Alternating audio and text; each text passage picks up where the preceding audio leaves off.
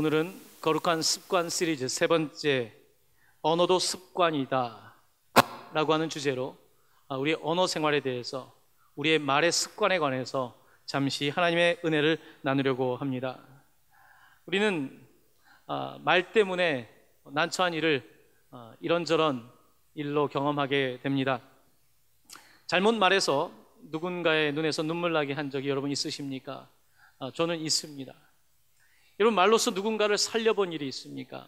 네, 저는 있습니다. 말로써 누구를 아프게 한 적도 있고, 말로써 누구를 살려본 적도 있습니다. 여러분도 저와 비슷할 것 같습니다. 여러분의 말로 누군가를 아프게 하기도 했고, 여러분의 어떤 말로 누군가를 살리기도 했을 것입니다. 말을 잘하면 천냥빚을 갚는다는데, 말하는 것이 어쩌면 그렇게 어려운지 모르겠습니다. 우리의 언어 습관을 돌아보면서 구원받은 사람들로서 어떻게 우리가 언어 생활을 해야 되는지 돌아볼 필요가 있습니다. 성경은 이 말이라고 하는 것을 참 강조하는 책 중에 하나입니다. 태초에 하나님께서 천지를 창조하실 때에 말씀으로 창조하셨습니다. 하나님께서 말로써, 언어로서 창조하신 것입니다. 요한복음 1장 1절은 말씀이 태초부터 있었다는 사실을 강조합니다. 태초에 말씀이 계시니라. 이 말씀이 하나님과 함께 계셨으니 이 말씀은 곧 하나님이시라. 이 말씀이 곧 하나님이시라는 것입니다. 하나님께서는 언어로, 말씀으로 세상을 창조하셨을 뿐만 아니라 사람에게 언어의 능력을 주셨습니다. 동물은 언어의 능력을 가지고 있지 않습니다.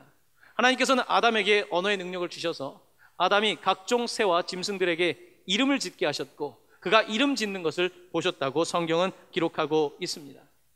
하나님의 형상을 닮은 사람은 말을 하게 되어 있습니다. 자, 그런데 하나님의 이 창조 질서에 문제를 일으키는 존재가 등장합니다. 그것은 바로 뱀입니다. 사탄입니다. 그런데 뱀과 사탄이 사용하는 무기도 바로 언어, 말인 것입니다. 사탄은 하나님께서 창조한 사람에게 와서 이렇게 묻습니다. 하나님이 참으로 너희에게 동산 모든 나무의 열매를 먹지 말라 하시더냐? 하나님께서 먹지 말라고 하셨는데 거기에 토를 달기 시작합니다. 하나님께서 참으로, really, 정말로 그렇게 말씀하셨더냐라고 물었던 것입니다. 사탄의 입에는 독이 있었고 악이 있었고, 그 독은 인간 세계에 퍼져들기 시작하며 하나님의 창조물을 더럽히기 시작합니다. 여러분, 가장 악한 것은 우리의 언어가, 우리의 말이 하나님의 영광을 찬송하는 것이 아니라 사탄의 말을 하는 것이며, 하나님의 창조 질서를 우리의 방식대로 바꾸는 잘못된 언어에서 온다는 사실을 기억하셔야 하는 것입니다. 구원받은 사람에게 나타나야 될 것이 바로 언어의 변화입니다. 여러분, 야고보서는 야고보의 예수님의 형제인 야고보가 교회에 중요한 역할을 감당하면서 쓴 편지입니다. 야고보는 교회 안에서 일어나는 문제들의 대부분이 언어에 있다는 걸 알았습니다. 또한 교회에 믿음 있는 사람들은 많았는데 행함이 있는 사람들이 적었던 것을 봅니다. 그러면서 야고보서에서 야고보는 믿음이 있다면 행해야 된다, 행함이 있다면 그 중에 가장 어려운 언어를, 말을 제대로 구원받은 사람처럼 해야 된다는 말을 하고 싶었던 것입니다. 구원받은 사람처럼 말하지 않는다면 우리는 구원받은 삶의 증거를 어떻게 드러낼 수 있겠습니까? 오늘 읽은 말씀 가운데 2절 말씀은 이렇게 기록하고 있습니다. 만일 말에 실수가 없는 자라면 곧 온전한 사람이라 능히 온 몸도 굴레 씌우리라. 말에 실수가 없으면 온전한 사람이다. 말이 인격이라고 하는데 그리스도인으로서 가장 온전한 사람은 말을 제대로 하는 사람이라는 것입니다.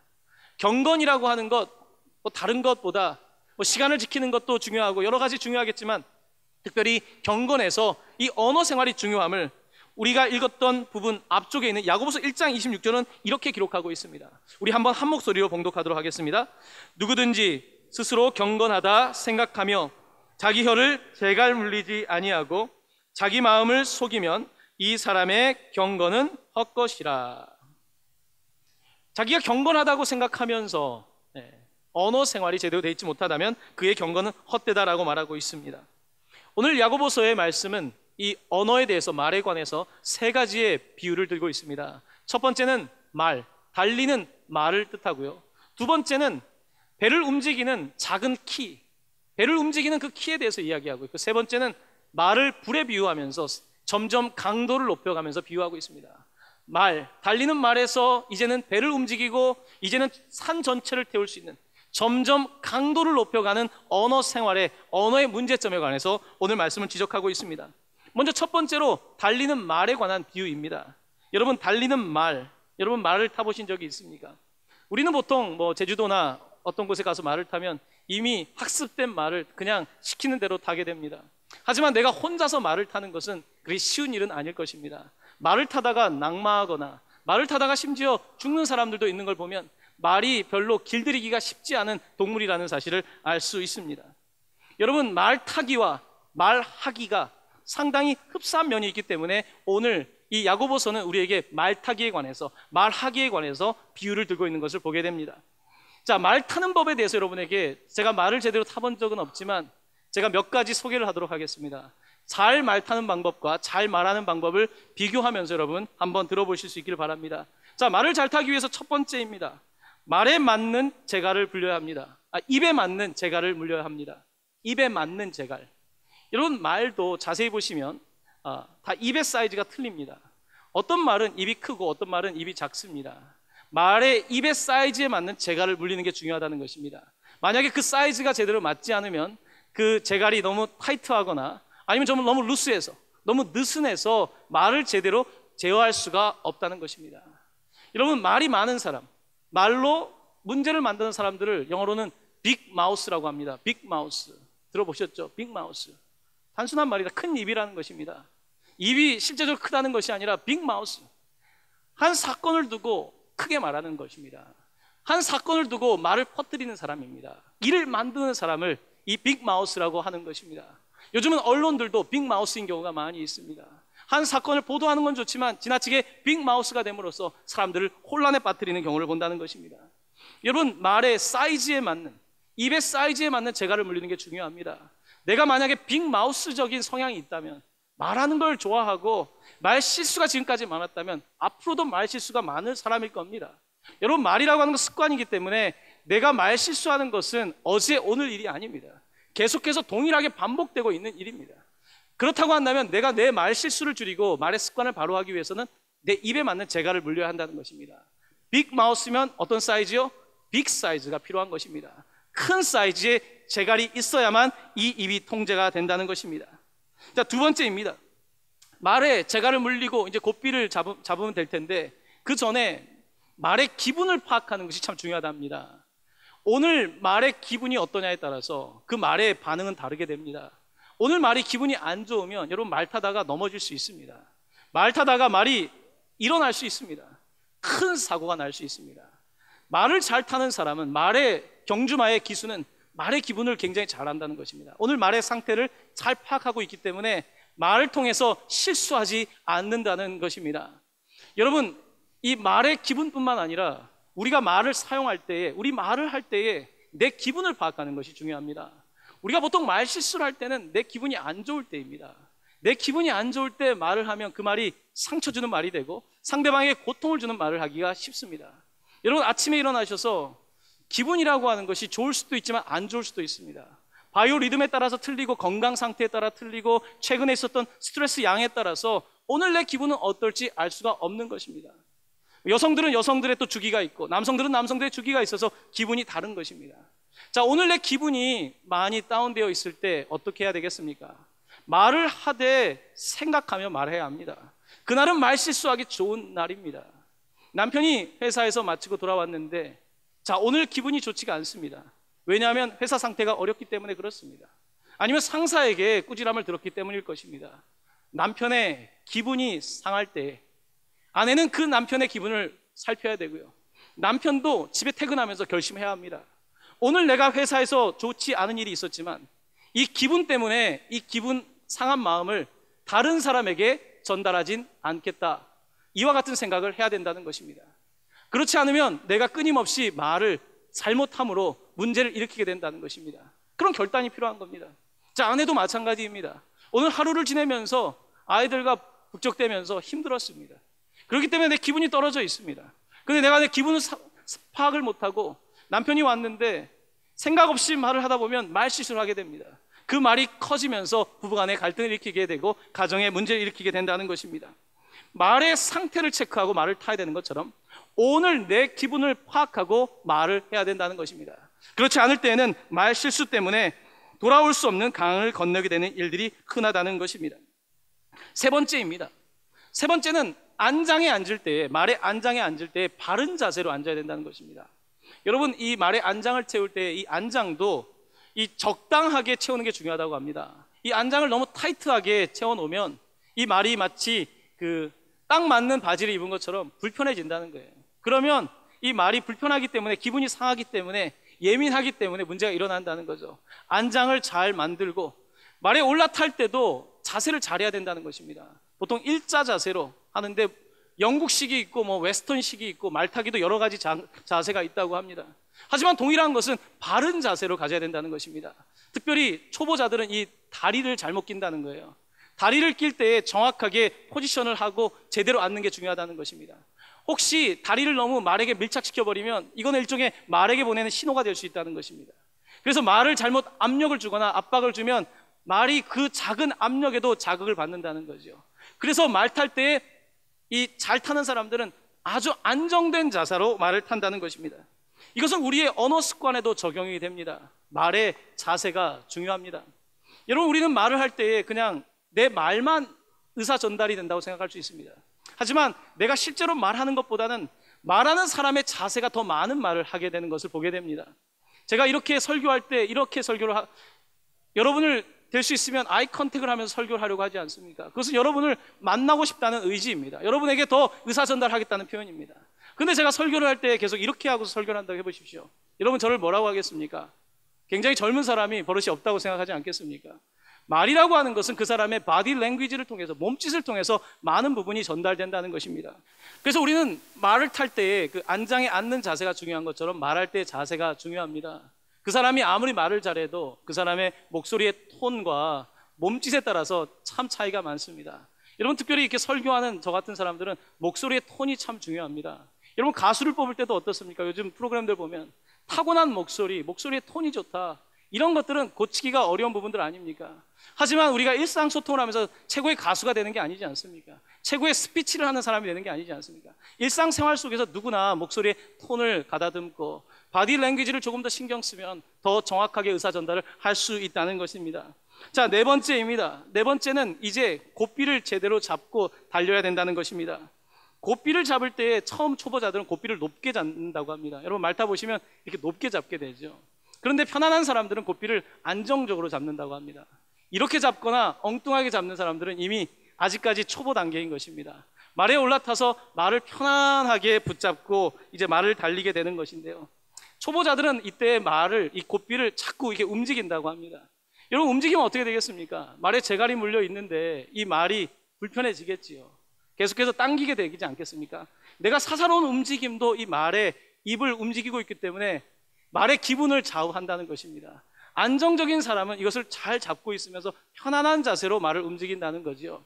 여러분, 우리의 언어 생활도 마찬가지입니다. 우리의 언어 생활도 이 편안한 자세로 말을 해야 됩니다. 그리고 너무 손을 움직이거나 불안할 때 여러분, 우리의 동작 그렇지 않습니까? 저도 그렇습니다. 마음이 불안하면 손을 많이 움직이게 되어 있습니다. 동작이 불필요한 동작들이 많아집니다. 그리고 불안하면 어떻습니까? 해야 될 말을 정확하게 하는 것이 아니라 했던 말을 반복하거나 불필요한 말을 계속 함으로써 오히려 듣는 사람들을 하여금 어렵게 하는 거죠. 그것은 편안하지 못하기 때문입니다. 사람들이 느끼는 가장 큰 공포 중에 하나가 대중연설이라고 하죠. 사람들 앞에서 말하는 것이 가장 불편하다고 합니다. 이게 전 세계적으로 느끼는 가장 큰 공포의 대상이거든요. 저는 그걸 매주 하고 있는 거죠. 매주 편안한 자세를 유지한다는 것이 정말 쉽지가 않습니다. 제가 편안하지 않을 때는 끝나고 나면 제가 압니다. 고삐를 세게 잡고 있었다는 걸 압니다. 끝나고 나면 내가 너무 고삐를 느슨하게 잡았다는 걸 알고 있습니다. 이 고삐를 어떻게 잡고 있느냐에 따라서 말이 나갈 때 그 속도가 달라지고 말의 방향이 달라지고 말의 영향력이 달라지는 것입니다. 제가 말할 때뿐만이 아니라 여러분의 언어 생활도 마찬가지입니다. 여러분이 고삐를 잡고 어떻게 언어 생활을 하느냐에 따라서 그 말은 정말로 영향력 있는 말이 될 수 있고 사람들을 살리는 말이 될 수 있는 것입니다. 하지만 내가 너무 고삐를 세게 쥐고 이렇게 하면 어떻습니까? 말할 때마다 경직되면 어떻습니까?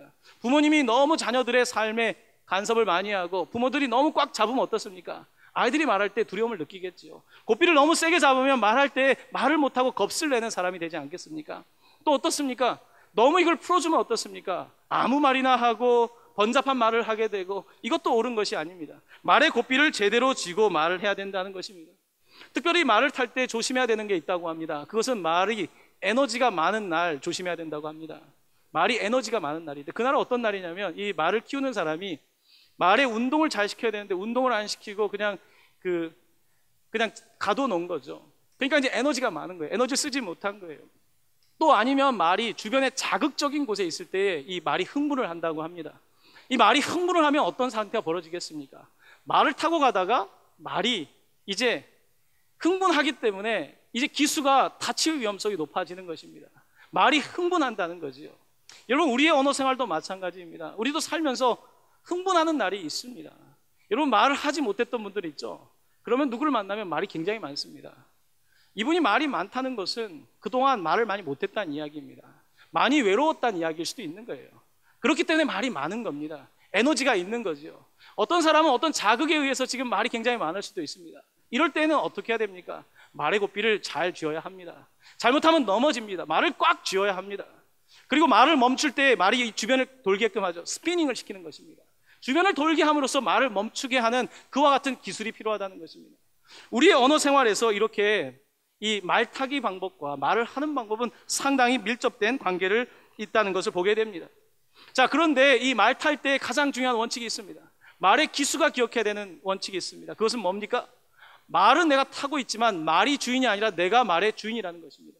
결국은 말에 고삐를 진 건 나인 겁니다. 내가 이 말을 움직이는 것이고, 이 말을 움직일 때 몸 전체를 움직이지 않지만 이 말의 재갈을 물림으로 그 말을 통제함으로 말미암아 이 말이 제대로 달리게 한다는 것입니다. 같은 방식으로 우리의 인생에서도 우리의 전체 몸을 제어하려면 어디부터 시작해야 되는가? 우리의 입술부터 제어하기 시작해야 된다는 것입니다. 우리의 입술을 제대로 제어하면 그 제어한 대로 인생이 풀려간다는 것입니다. 말하는 대로 된다고 말하고 있지 않습니까? 하나님께서도 말씀하신 대로 창조된 것이 아닙니까? 하나님의 형상을 닮은 우리도 말하는 대로 되는 거 아닙니까? 여러분, 말하는 대로 되는 일들을 보지 않습니까? 자녀들에게 축복의 말을 할 때 그 말대로 되지 않습니까? 사람들에게 살리는 말을 할 때 살리는 말로 누군가가 살아나지 않습니까? 누군가를 치유하는 말을 할 때 그 사람의 병든 자가 일어나지 않습니까? 이것은 바로 말의 능력이 아니겠습니까? 하나님께서는 그런 권세와 능력을 우리에게 주셨음에도 불구하고 우리는 그 말을 잘못된 방식으로 사용함으로써 하나님께 영광을 돌리는 것이 아니라 오히려 나 자신을 파괴시키고 주변 사람을 파괴시키고 하나님의 창조 질서를 어그러뜨리는 그와 같은 삶을 살아갈 수 있다는 것입니다. 자, 오늘 이제 두 번째 비유입니다. 두 번째 비유는 배를 움직이는 작은 키입니다. 사공이 움직이는 그 작은 키입니다. 이 작은 키는 바람이 불고 풍랑이 일어도 배를 잘 움직인다는 것입니다. 예수님께서는 풍랑이 있는 그 바다를 잠잠하게 하셨지요. 그의 말씀으로 잠잠하게 하시지 않았습니까? 여러분, 말이라고 하는 것은 환경을 바꿀 수 있습니다. 우리는 흔히 이렇게 이야기를 합니다. 제 환경이 이래서 이런 말을 합니다. 내가 지금 분위기가 이렇기 때문에 이런 말을 합니다. 이 시대가 이렇기 때문에 이런 말을 합니다. 맞는 말입니다. 하지만 그것은 굉장히 피동적인 삶입니다. 상황이 그렇기 때문에 그런 말을 한다는 것은 내가 환경의 지배를 받는 것이지요. 하나님께서 환경의 지배를 받으시던가요? 하나님은 오히려 환경을 다스리지 않습니까? 예수님은 오히려 풍랑을 잠잠하게 하지 않습니까? 내 상황이 그렇지만 나는 그 상황을 이기는 말을 해야 되지 않겠습니까? 지금 내 상황이 그렇지만 나는 그것을 승리하는 말로 바꿔야 되지 않겠습니까? 이것이 하나님께서 우리에게 주신 말의 권세가 아니겠습니까? 근데 우리는 그 말을 제대로 사용하지 못하는 것이지요. 말은 단순한 언어 소통의 수단일 뿐만 아니라 말은 현실을 창조하는 것입니다. 말은 현실을 만들어내는 것입니다. 없던 것도 있는 것으로 무에서 유를 창조하는 것이 하나님의 말씀인 것처럼 누군가의 말이 새로운 것을 만들어내는 것입니다. 여러분, 비전이라는 것은 다 그런 거 아닙니까? 대통령이 가지고 있는 비전이 한 나라의 미래를 만드는 것이 아닙니까? 목회자 한 사람이 가지고 있는 비전이 한 나라, 한 교회에 새로운 영향력을 가져가는 것 아니겠습니까? 없던 것을 있는 것으로 만들어서는 틀림없이 말의 권세에 있는 것입니다. 이 배를 움직이는 이 작은 키 하나가 이 전체 몸을 움직이고 있는 것처럼 교회도 마찬가지입니다. 교회에서 되고 있는 그 말 한마디가 교회를 움직이는 것입니다. 선교를 하겠다는 한마디가 성도들을 움직이는 것이고, 교회 학교를 살려야 되겠다는 한마디가 교회 학교를 움직이는 것이고, 이 시대를 위하여 기도해야 되겠다는 한마디가 시대를 움직이는 것 아니겠습니까? 바로 이것이 말의 권세인 것입니다. 이스라엘 백성들이 이제 애굽을 나와서 12명의 정탐꾼을 보낸 이야기를 여러분 알고 계십니다. 12명의 정탐꾼이 갔다 와서 뭐라고 보고합니까? 10명은 안 된다. 이 사람들은 너무 크다. 아낙 자손인데 거인들이 있어서 우리는 이길 수 없다. 그때 2명의 사람들이 아니다. 이 땅은 하나님께서 우리에게 주신 거다라고 말하지 않습니까? 여러분, 상황은 그 땅을 차지할 상황이 아닙니다. 하지만 2 사람은 그 땅을 차지할 수 있는 말을 하고 있는 것입니다. 그 말이 현실을 바꾸는 것 아니겠습니까?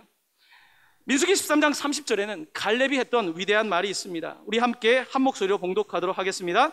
갈렙이 모세 앞에서 그 땅을 취하자 능히 이기리라 하나. 아멘.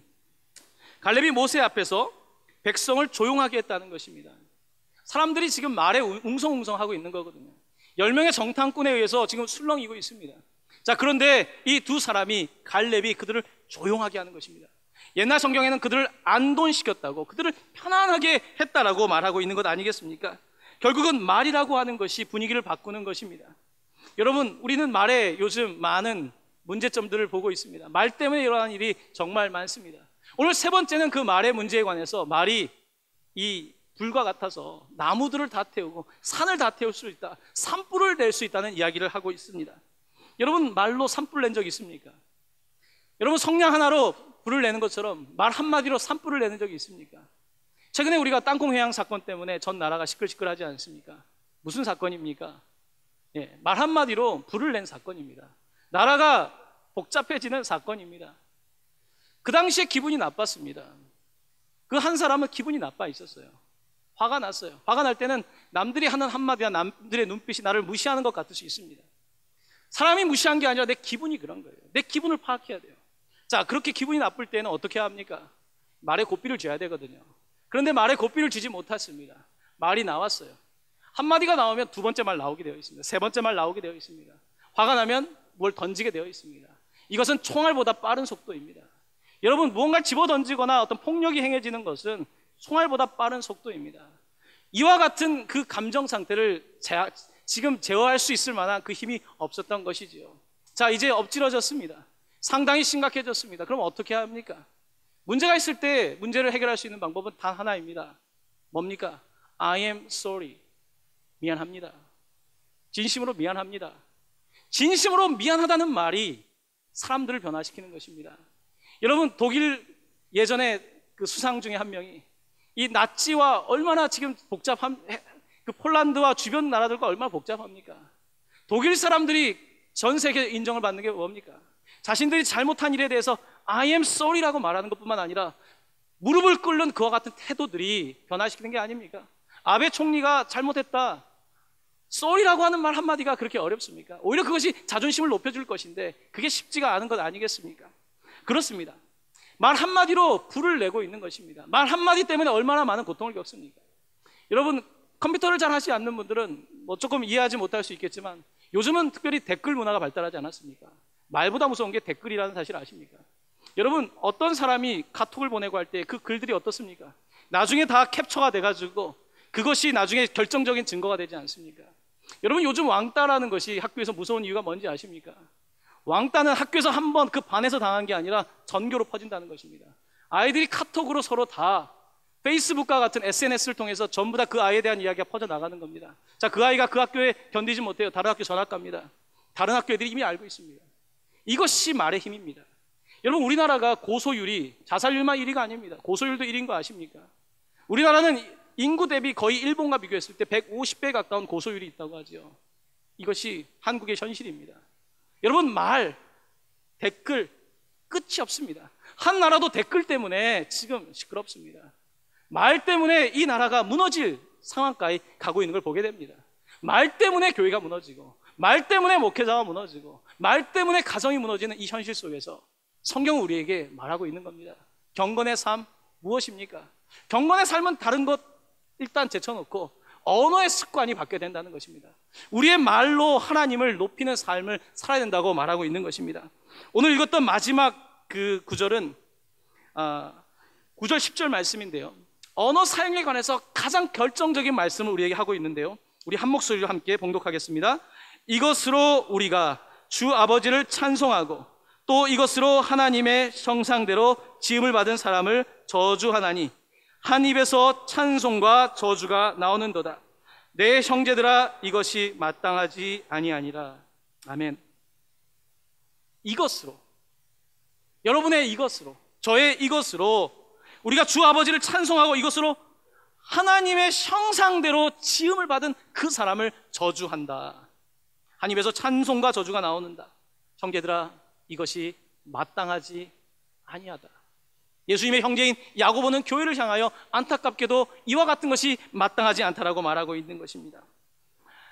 여러분, 찬송가 23장은 이 입과 찬송의 가사를 가장 잘 연결시킨 곡 중에 하나입니다. 만 입이 내게 있으면, 만 개의 입이 있으면 그 입 다 가지고 내 구주 주신 은총을 늘 찬송하겠네. 이 찬송이 여러분의 고백이 되기를 바랍니다. 여러분의 입으로 불을 지르는 것이 아니라 오히려 불을 꺼트리는 소화기 같은 역할을 하는 그와 같은 놀라운 입술이 되기를 예수 그리스도의 이름으로 간절히 축원합니다.